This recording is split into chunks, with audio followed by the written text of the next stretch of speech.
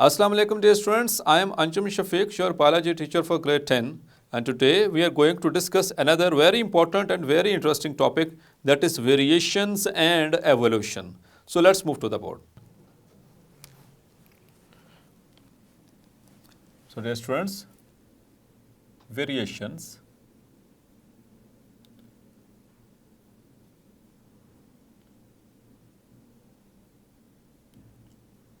and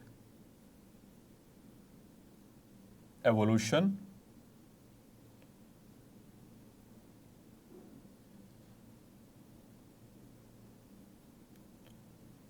So that is our topic.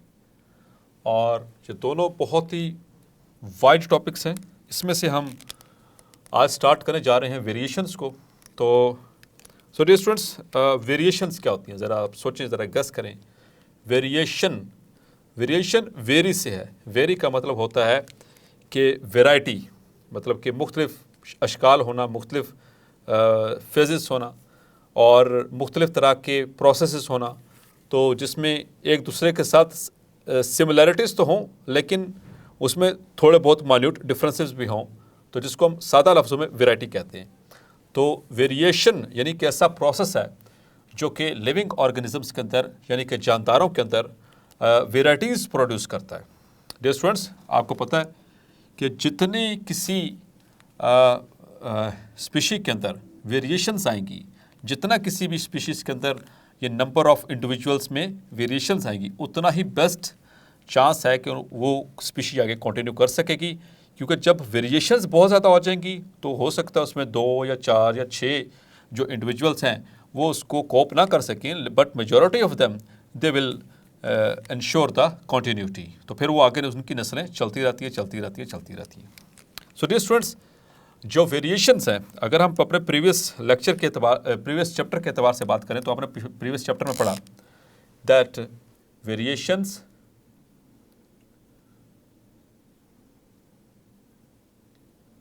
are produced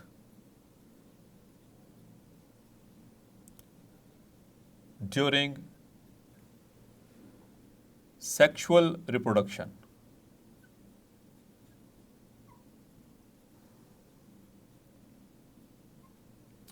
Yes, dear students, तो जब कभी sexual reproduction होती है तो उसमें प्रोड्यूस होती हैं वेरिएशंस. यहाँ पर मैंने सेक्सुअल रिप्रोडक्शन का ही क्यों नाम लिया, एसेक्सुअल का क्यों नहीं नाम लिया? क्योंकि हमने प्रीवियस चैप्टर में पढ़ा था डियर स्टूडेंट्स कि रिप्रोडक्शन 2 टाइप्स की है. एक है सेक्सुअल और एक है एसेक्सुअल. एसेक्सुअल रिप्रोडक्शन जो होती है उसमें एक पेरेंट इन्वॉल्व होता है और उसमें एक ही गैमीट इन्वॉल्व होता है, और चूँकि एक गैमीट अगर इन्वॉल्व हो तो वो सिर्फ एग सेल है. और कुछ ऐसे सर्कमस्टांसेस होते हैं जिसके अंदर के वो गैमीट्स भी इन्वॉल्व नहीं होते.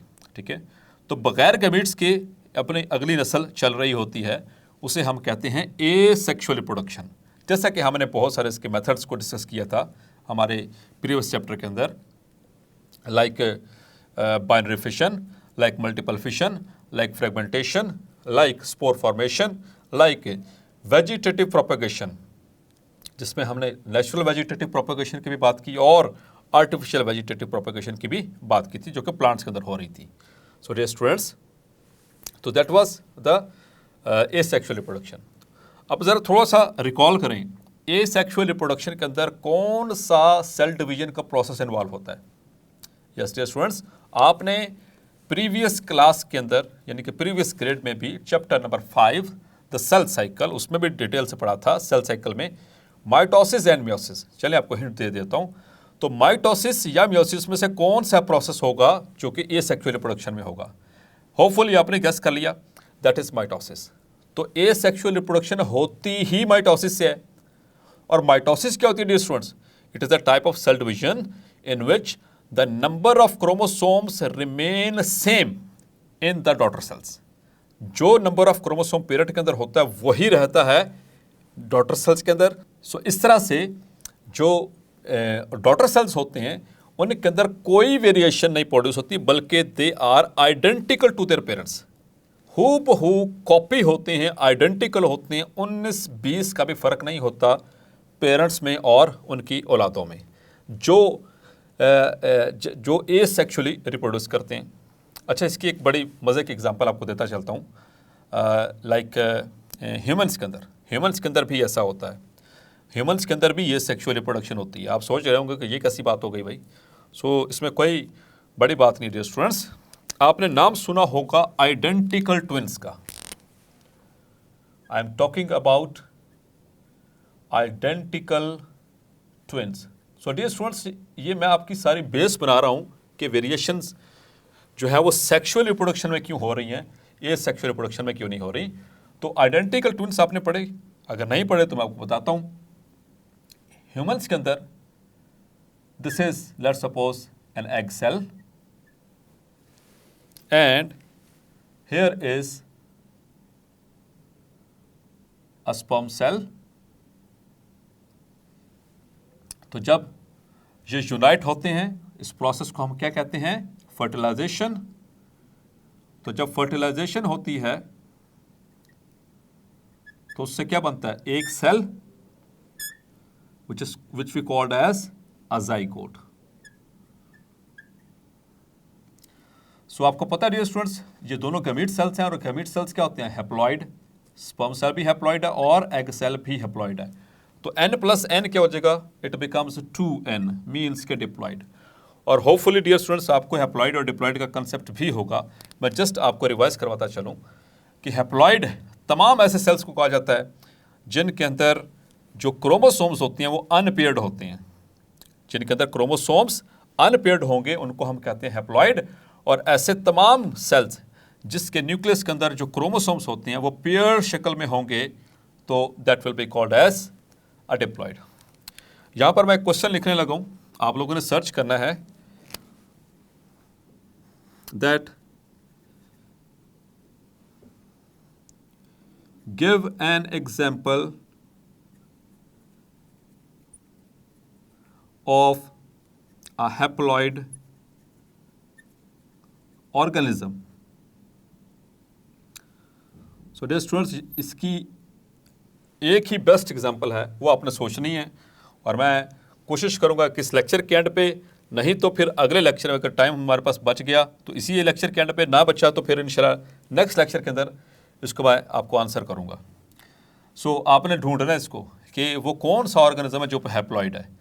बाकी दुनिया में 99.99% जो ऑर्गेनिजम्स हैं, लिविंग ऑर्गेनिज्म, वो सब के सब डिप्लॉयड होते हैं। उनकी बॉडी के जो सेल्स होते हैं वो डिप्लॉयड होते हैं, सिवाय एक ऑर्गेनिज्म के। वो आपने अब ढूंढना है, नहीं तो मैं आपको बता दूंगा। तो ये जाइगोट बन गया, जाइगोट इज डिप्लॉयड। तो अब जाइगोट के अंदर क्या होता है डियर स्टूडेंट्स, माइटोसिस। और इससे क्या बनते हैं, दो सेल। और फिर इसके अंदर भी क्या होती है, माइटोसिस। और फिर इससे दो से क्या बन जाते हैं, चार सेल्स। फिर 4 से 8, 8 से 16, on and on and on, embryo बना और उससे पूरा ऑर्गेनिज्म बन गया। लेकिन मैं आगे ज़्यादा दूर नहीं जा रहा क्योंकि हमें टॉपिक को भी कवर करना है। तो बाज़ औक़ात ऐसा होता है डियर स्टूडेंट्स कि जाइगोट जब 2 सेल स्टेज पे होता है, जाइगोट एक ख़ास किस्म का ऐसा सेल है डियर स्टूडेंट्स कि जिसमें जो माइटोसिस भी स्पेशल है। आमतौर पर जो माइटोसिस होती है उसमें जब एक सेल डिवाइड करता है तो उससे 2 डॉटर सेल्स बनते हैं और दोनों डॉटर सेल्स अलग हो जाते हैं। जाइगोट के अंदर जो माइटोसिस होती है उसमें ऐसा नहीं होता, उसमें जो 2 सेल बन रहे हैं वो साथ ही जुड़े रहते हैं। तो यहाँ पर बाज़ औक़ात ऐसा होता है कि जब ये 2 सेल स्टेज पे था तो ये दोनों सेल्स दे गॉट सेपरेटेड, ये दोनों अलहदा हो जाते हैं किसी वजह से। तो जब ये अलहदा हो गए, चूंकि ये दोनों सेल बने किससे, जाइगोट से, जाइगोट के अंदर क्या हुई, माइटोसिस। माइटोसिस से प्रोड्यूस हुए ये दोनों सेल्स। तो मैंने आपको बताया था कि ये पेरेंट सेल और ये डॉटर सेल्स हैं। जब माइटोसिस होगी तो इन्हीं के अंदर जो जेनेटिक मटेरियल होगा that will B 100% the ditto copy of its parent, हूबहू वही होगा। तो इसका मतलब इन दोनों के अंदर जो जेनेटिक मटेरियल है वो इसकी कॉपी है। अब ये दोनों बिहेव करते हैं एज सेपरेट एम्ब्रियो और फिर इनके अंदर वो अगला प्रोसेस अलग-अलग से चल पड़ता है और इन दोनों से बनते हैं बेबी। लेकिन मज़े की बात यह है कि इन दोनों बेबीज़ का जेंडर भी सेम। जेंडर मतलब कि या तो दोनों ही फीमेल होंगी या दोनों ही मेल होंगे, क्योंकि इनका जेनेटिक मटेरियल सेम। और इनकी जो फेस कट्स, यानी इनकी शक्लें बिल्कुल एक जैसी होती हैं। हाँ, ये हो सकता है कि कोई एक उसमें सेहतमंद है और कोई कमज़ोर है, नहीं तो दिखने में, शक्ल में आप उनसे नहीं पहचान सकेंगे कि ये कौन है। वो उनकी मदर को या उनके जो क्लोज रिलेटिव्स होते हैं उन्हें पता होता है कि इसमें से कौन अली और कौन अली का भाई है। इतनी ज़्यादा इसमें रिजेंबलेंस होती है। So this is an example of identical twins. So dear students, बता रहा था कि एसेक्सुअल रिप्रोडक्शन, तो एसेक्सुअल रिप्रोडक्शन में तो बिल्कुल हूबहू वो पेरेंट सेल जैसे होते हैं। तो डियर स्टूडेंट्स, जबकि सेक्सुअल रिप्रोडक्शन में ऐसा नहीं होता।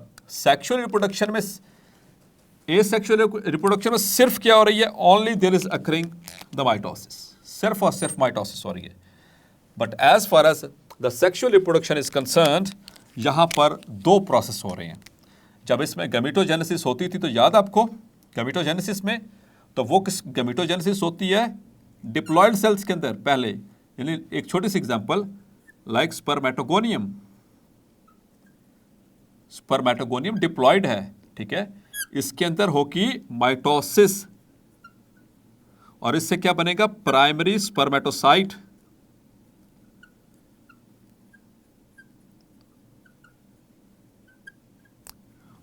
चूंकि माइटोसिस हुई तो ये क्या होगा, हैप्लॉइड का diploid students, so it will be diploid. अब प्राइमरी स्पर्मेटोसाइट के अंदर होगी मियोसिस 1 और इससे बनेंगे सेकेंडरी स्पर्मेटोसाइट। मैं यहीं पर रुक जाऊंगा, आगे नहीं चलूंगा, सिर्फ ये चीज बतानी थी कि सेक्सुअल रिप्रोडक्शन में कौन कौन से फिनोमिना हो रहे हैं, कौन कौन से सेल डिवीजन हो रही है। यहां पर माइटोसिस भी हो रही है और मियोसिस भी हो रही है। तो ये बेसिक डिफरेंस है इन दोनों के अंदर। ये सेक्सुअल रिप्रोडक्शन में सिर्फ माइटोसिस, जबकि सेक्सुअल रिप्रोडक्शन में माइटोसिस भी हो रही है और मियोसिस भी हो रही है। तो मियोसिस आपको याद है डियर स्टूडेंट्स कि मियोसिस में फिर क्या होता था, चूंकि मियोसिस में ये सेक्सुअल रिप्रोडक्शन से ये सारे ऑर्गेनिज्म बन रहे हैं, तो मियोसिस के अंदर होती हैं जेनेटिक रिकॉम्बिनेशंस। और वही हम आगे बात करने जा रहे हैं कि जो सेक्सुअल रिप्रोडक्शन में जो वेरिएशंस आती हैं, ठीक है, वो किस तरह से होती हैं, उनके सोर्सेज क्या हैं। तो हम आगे बात करने वाले हैं द सोर्सेज ऑफ वेरिएशंस की। तो डियर स्टूडेंट्स, 4 मेजर सोर्सेज हैं इसकी। The first one is genetic recombinations,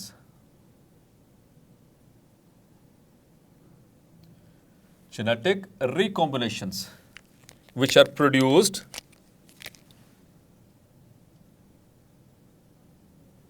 during meiosis। और meiosis में कब, जब क्रॉसिंग ओवर हो रही थी, during crossing over in meiosis. तो आप में से कोई स्टूडेंट मुझे बता सकता है कि क्रॉसिंग ओवर कब हो रही थी। So dear students, meiosis 2 phases में हो रही थी, मियोसिस 1 एंड मियोसिस 2। मियोसिस 1 जो है उसकी आगे कैरियोकाइनेसिस 1 और साइटोकाइनेसिस 1। तो जो कैरियोकाइनेसिस 1 थी उसकी आगे सब फेजेस थी, prophase 1, metaphase 1, anaphase 1 and telophase 1। तो उसमें मियोसिस 1 की जो प्रोफेज 1 है उसके अंदर डियर स्टूडेंट्स एक फेज आती है जिसको आपकी इंफॉर्मेशन के लिए बताता चलता हूँ, आपने हायर क्लास में जाके पढ़ना है। उसे हम कहते हैं पैचिटीन। ये एक प्रोफेज की सब फेज है, इसके अंदर होती है crossing over. So dear student, आपने पढ़ा था क्रॉसिंग ओवर क्या है। यहां पर ये 2 sister chromatids, these are 2 sister chromatids. Sister chromatids क्या होते थे, जो कि एक दूसरे के बिल्कुल कॉपी हैं, ठीक है। और ये है एक और sister chromatid,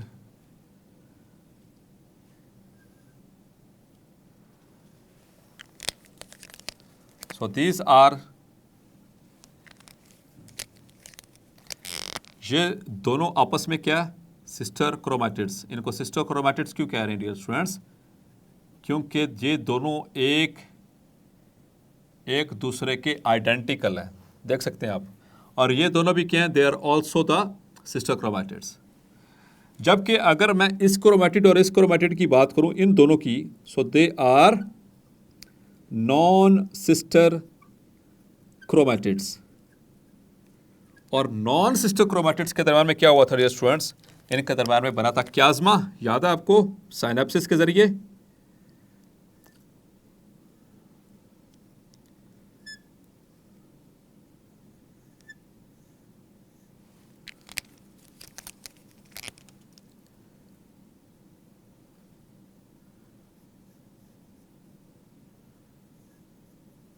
so that was, इन दोनों के दरमियान क्या बना था ये, that point is called as chiasmata. और फिर अगले स्टेप में जब इन में क्या होता है कि ये जो नॉन सिस्टर क्रोमैटिड्स जो हैं इनमें होती है क्रॉसिंग ओवर इन सेगमेंट्स पे जहां पर क्यास्मेटा बना हुआ।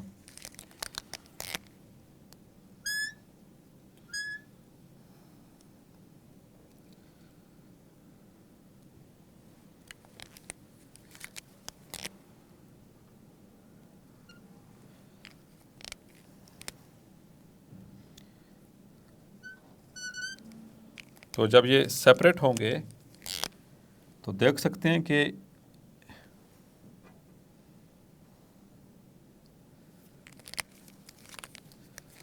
इसमें इसके ऊपर इसका पोर्शन आ गया और इसके ऊपर इतना सा पोर्शन इसका आ गया।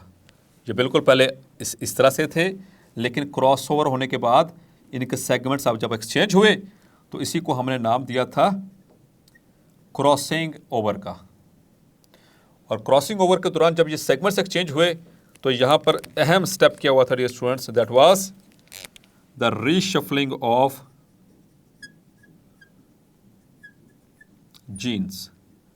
और इस रीशफलिंग से क्या हुआ था, so due to this reshuffling the variations are produce. वो किस तरह से डियर स्टूडेंट्स कि अब जब ये अलग-अलग होंगे तो इसमें जो गैमेट्स बनेंगे 25% के अंदर सिर्फ ये वाला होगा, 25% के अंदर सिर्फ ये वाला होगा, 25% के अंदर ये जेनेटिक रिकॉम्बिनेशन वाला, इस 25% इस जेनेटिक रिकॉम्बिनेशन के पास। So dear students, that was the first point, the first source of genetic recombination which are produced during the crossing over in meiosis that leads to variation. और किस तरह से variation हुई आपने देख लिया। So that was the first point my. So dear students, आज के लेक्चर में हम जो वेरिएशंस के सोर्सेज में सिर्फ एक वेरिएशन का सोर्स डिस्कस कर पाए हैं और होपफुली आपको क्रॉसिंग ओवर और उससे प्रोड्यूस होने वाली वेरिएशंस का बखूबी अंदाज़ा हो गया होगा। मिलते हैं नेक्स्ट लेक्चर में, बाकी की 3 जो सोर्सेज हैं उनको डिस्कस करेंगे। अनटिल देन अपना ख्याल रखिएगा। अल्लाह हाफिज़।